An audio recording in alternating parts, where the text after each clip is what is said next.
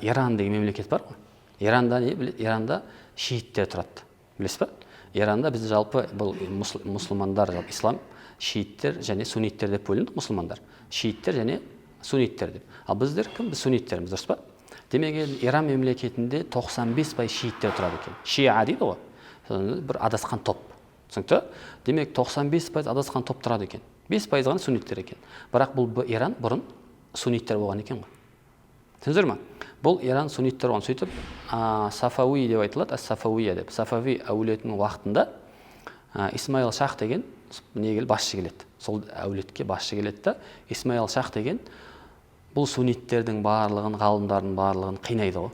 Сөйтіп елден қуады, қуып жібереді, қинайды, қамақ қояды деген секілді. Сунниттердің бәрін қысат та, кейбір ұстаздарымыз, ғалымдарымыз хижрет қылады да басқа елдерге кетіп бастайды. Сунниттердің бәрін, ғалымдарын кетіргеннен кейін енді не істейді?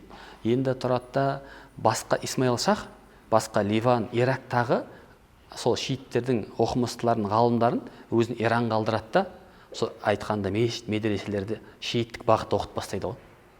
Шииттік бағытта оқытып, медреселерді салып, сөйтіп бір 150 жыл әрі кетсе уақыттың ішінде бүткіл Иранның 95% суннит болып тұрған Иран, 95% болып суннит болып Иран, 95% шиит болып кетеді ғой. Түсіндіңіздер ме? Демек не? Бір ғасырда бір идеология ауысып кетті да.